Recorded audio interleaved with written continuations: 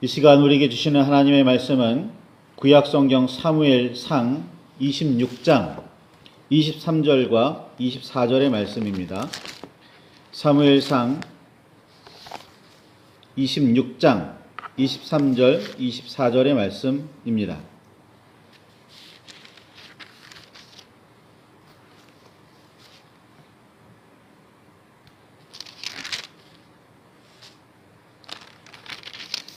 찾으셨으면 우리 함께 하나님의 말씀을 봉독하시겠습니다. 여호와께서 사람에게 그의 공의와 신실을 따라 갚으시리니 이는 여호와께서 오늘 왕을 내 손에 넘기셨으되 나는 손을 들어 여호와의 기름 부음을 받은 자 치기를 원하지 아니하였음이니이다. 오늘 왕의 생명을 내가 중히 여긴 것 같이 내 생명을 여호와께서 중히 여기소서 모든 환난에서 나를 구하여 내시기를 바라나이다 하니라. 아멘. 주님 우리의 마음을 여시어 말씀을 깨닫게 하옵소서.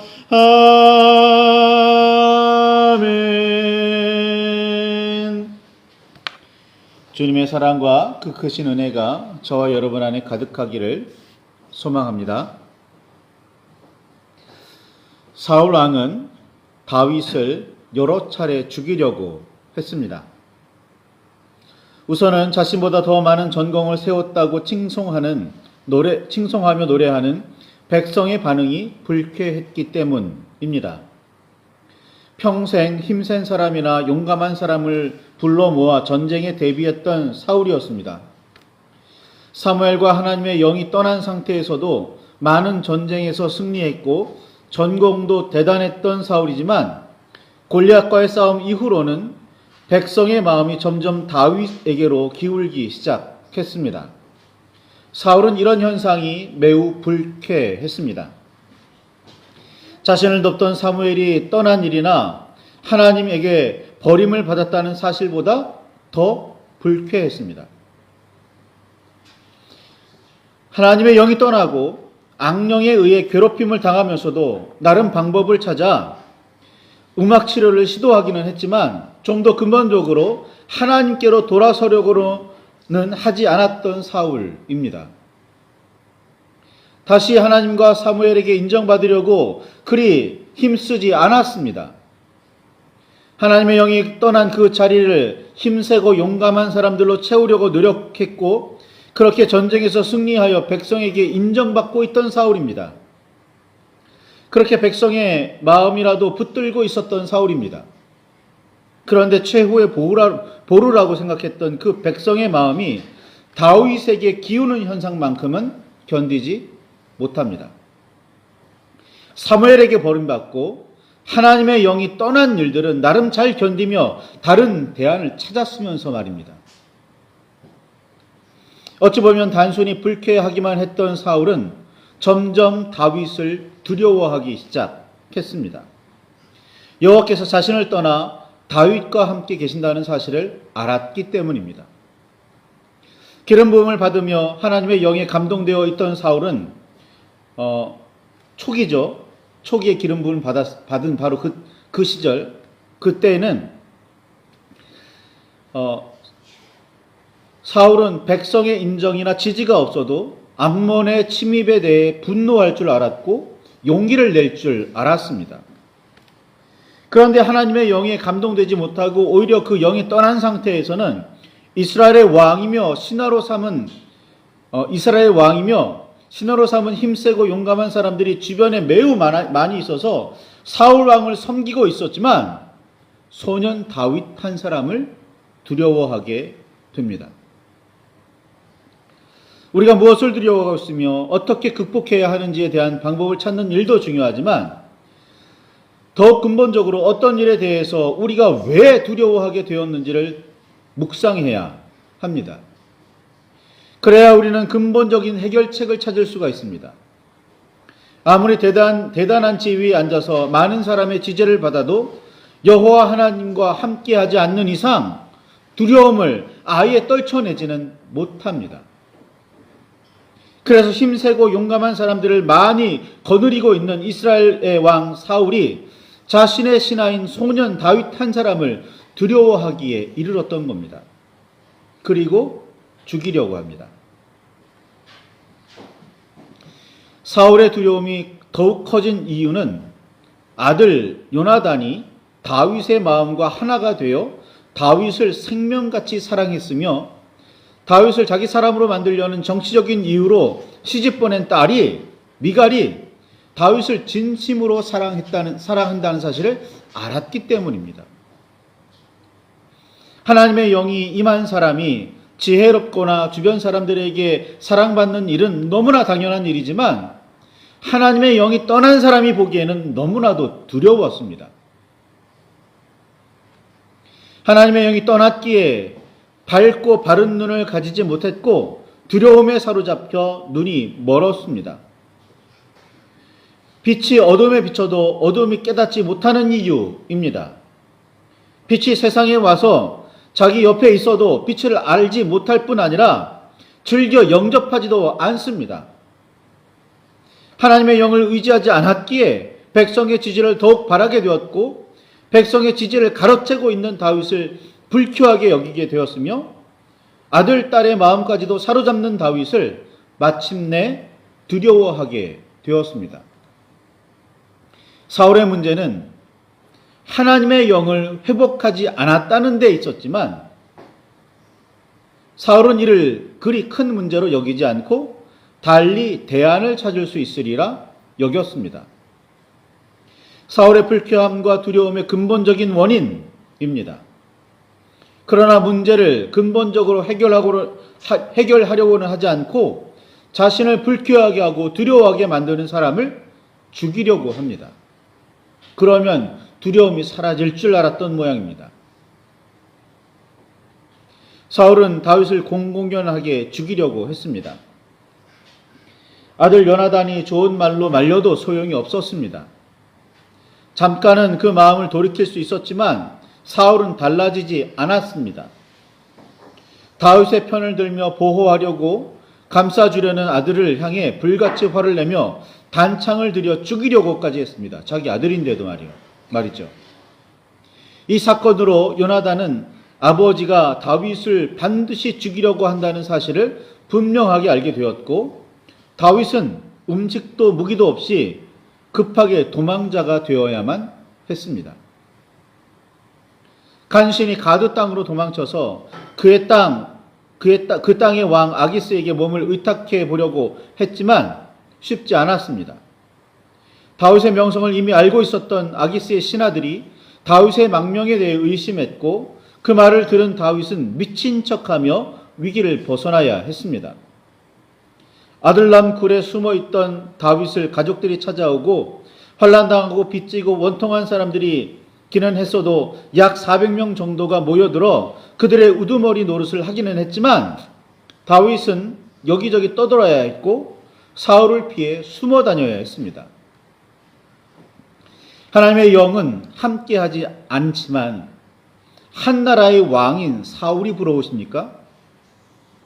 삶은 힘들고 어려워도 하나님의 영과 함께하는 다윗이 부러우십니까? 하나님의 영과도 함께하고 세속적인 복도 동시에 누릴 수 있다면 금상첨화이겠지만 그런 일은 왠지 흔하게 일어나지 않습니다. 예수님께서는 낙타가 바늘귀로 들어가는 것이 부자가 하나님의 나라에 들어가는 것보다 쉬우니라 라고 말씀하시며 세속적인 부에 대해 오히려 경고하셨고 경계하라고 가르치셨습니다. 예수 그리스도를 따르는 기독교이면서도 세속적인 부를 추구하고 있다면 어쩌면 우리는 예수님의 가르침을 귓등으로 듣고 있는지도 모릅니다. 어둠은 빛을 알아보지도 깨닫지도 못하고 받아들이지 않는 정도가 아니라 빛을 미워하고 빛으로 오지 않습니다. 예수님의 말씀에 따르면 악을 행하는 사람들은 기본적으로 자기 행위가 드러날까 봐 어둠 속에 남아있기를 원하고 심지어 빛보다 어둠을 더 사랑합니다. 예수님의 경고와 경계의 귀를 기울이는 사람이라면 하나님께서 은혜와 복으로 주신 세속적인 부에 휘둘리지 않고 건강하게 사용할 지혜가 있겠지만 동시에 세속적인 부는 우리를 어두움으로 이끌어 가려는 속성이 매우 강합니다. 흔히 말하기를 중심을 잡고 균형을 지켜나가기가 매우 어렵습니다. 그렇게 사울과 다윗 중에 선택해야 하는 상황이 벌어집니다. 하나님의 영은 떠났지만 한 나라의 왕인 사울과 삶은 힘들고 어려워도 하나님의 영과 함께하는 다윗 중에 누가 더 부러우십니까? 사울을 피해 도망 다니며 여러 번 위기를 넘긴 다윗이 일반적인 사람이라면 자신을 쫓아와 죽이려는 사울을 원수처럼 여겼어야 합니다. 기회가 찾아오면 통쾌하게 복수하는 일은 당연하다고 여겼어야 합니다. 다윗에게 실제로 이런 기회가 2번 찾아옵니다. 그런데 다윗은 일반적인 사람이 아니었습니다. 하나님의 영이 충만한 사람이었고 무엇보다 하나님의 뜻을 따르는 사람이었습니다. 사울을 죽일 수 있는 첫 번째 기회는 엔게디 광야에서 찾아옵니다. 다윗을 쫓던 사울이 뒤를 보려고 어느 굴에 들어갔었는데 마침 다윗과 그의 부하 몇이 그 굴 깊은 곳에 숨어 있었습니다. 사울은 방심한 상태였고 다윗이 마음만 먹으면 사울을 죽이기는 너무나 쉬웠습니다. 함께 숨어있던 부하들도 다시 없을 기회라며 부추겼습니다. 이때 다윗은 이렇게 말하죠. 여호와의 기름 부음을 받은 내 주를 치는 것은 여호와께서 금하시는 것이니 그는 여호와의 기름 부은 자가 됨이니라 라고 말이죠. 그리고는 그렇게 말하면서 그저 사울의 옷자락을 조금 베어내어 증거로 삼았을 뿐입니다. 2번째 기회는 사무엘이 죽은 이후에 십광야에서 있었습니다. 이때는 아예 사울의 진중으로 몰래 숨어 들어가서 잠든 사울을 마주했었습니다. 이때도 함께 있던 부하 아비새가 2번 찌를 필요도 없이 한 번이면 충분하다고 부추겼었는데 다윗은 누구든지 손을 들어 여호와의 기름 부음 받은 자를 치면 죄가 없겠느냐라고 말하며 사울을 죽여 복수하지 않습니다. 다윗은 오늘 읽은 본문의 말씀처럼 사울에게 이렇게 말합니다. 여호와께서 사람에게 그의 공의와 신실을 따라 갚으시리니 이는 여호와께서 오늘 왕을 내 손에 넘기셨으되 나는 손을 들어 여호와의 기름 부음 받은 자 치기를 원하지 아니하였음이니이다. 오늘 왕의 생명을 내가 중히 여긴 것 같이 내 생명을 여호와께서 중히 여기셔서 모든 환난에서 나를 구하여 내시기를 바라나이다 라고 말합니다. 자신은 분명 억울하고 분하지만 그렇다고 자신을 기준으로 공의와 신실을 주장하지 않습니다. 사람에게 갚으시는 공의와 신실은 하나님의 공의와 신실입니다. 다윗은 자신의 억울함과 분을 풀어내는 일은 참된 공의와 신실이 아니라는 점을 너무나도 분명하게 알고 있었습니다. 자신의 감정과 충동, 생각과 결단으로 복수를 비롯한 이런저런 일들을 처리하려고 하지 않습니다. 공의와 신실은 반드시 이루어져야 하지만 개인적이든 인류 모두에게 해당하든 사람이 기준이 아니라 하나님이 기준입니다. 다윗은 자신의 억울함과 분을 풀어주시기를 그의 시들을 읽으면 때로는 복수를 생각하기도 했지만 그래도 하나님께서 뜻하시는 대로 이루어지기를 기도했습니다. 이런 부분들이 다윗의 놀라운 점입니다. 바울은 빌립보서 2장 5절부터 8절에 그는 근본 하나님의 본체시나 하나님과 동등됨을 취할 것으로 여기지 아니하시고 오히려 자기를 비워 종의 형체를 가지사 사람들과 같이 되셨고 사람의 모양으로 나타나사 자기를 낮추시고 죽기까지 복종하셨으니 곧 십자가에 죽이심이라 라고 말하며 예수 그리스도의 이런 마음가짐을 품으라고 빌립보 교회에 그리고 우리에게 가르쳤습니다. 예수님께서는 누구든지 하늘에 계신 내 아버지의 뜻대로 하는 자가 내 형제요 자매요 어머니니라. 나의 양식은 나를 보내신 이의 뜻을 행하며 그의 일을 온전히 이루는 것이니라. 내가 아무것도 스스로 할 수 없노라. 듣는 대로 심판하노니 나는 나의 뜻대로 하려 하지 않고 나를 보내신 이의 뜻대로 하려 함으로 내 심판은 의로우니라. 내가 하늘에서 내려온 것은 내 뜻을 행하려 함이 아니요 나를 보내신 이의 뜻을 행하려 함이니라 라고 말씀하셨습니다. 내 생각이 아닌 여호와 하나님의 뜻을 이루려는 삶을 살았던 인물이 다윗입니다. 바울입니다. 사람의 모습으로 이 땅에 오신 예수님이라고 달랐을까요? 아니요. 같았습니다. 개인적으로는 억울해했고 분노도 했고 복수하려고도 했지만 다윗은 자신의 마음과 생각이 아니라 하나님의 공의와 신실에 따라 이루어지기를 바랬습니다. 자신이 모든 어려움을 이기고 모든 어려움을 지나보내고 하나님께서 다시 회복해 주시는 것도 하나님의 뜻에 따라 말입니다. 심지어 하나님의 아들로서 우리에게 모습을 드러내시긴 하셨지만 하나님 자신이기도 하신 예수님도 그리하셨습니다. 예수님께서는 하나님의 공의와 신실에 따라 이 땅에 오셔서 죄인의 친구라고 불리기를 마다하지 않으셨습니다. 성탄을 기다렸고 다시 오실 그날을 기다리는 우리 역시 여호와 하나님의 공의와 신실을 따라야 합니다. 우리 마음속에 여호와 하나님의 공의와 신실이 세상을 바라보고 판단하는 기준인지 깊이 묵상하시기를 바랍니다. 내 생각에 그는 악하다. 우리가 보기에 그것은 불의한 일이다가 아니라 이건 하나님의 말씀에 어긋난 일이야. 이건 하나님께서 기뻐하시지 않는 일이야. 라고 판단하며 생각하며 말씀하십니까? 아니면 내가 보기에 그건 아니야. 우리가 보기에 그건 아니야. 내가 보기에 이게 더 좋은 거야. 라고 말씀하고 계십니까? 하나님의 공의와 신실이 내 삶의 기준이며 모토입니까? 아니면 나의 행복과 나의 즐거움이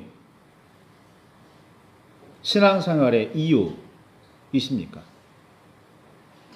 우리가 복을, 소위 세속적인 복을 경계해야 하는 이유가 여기에 있습니다.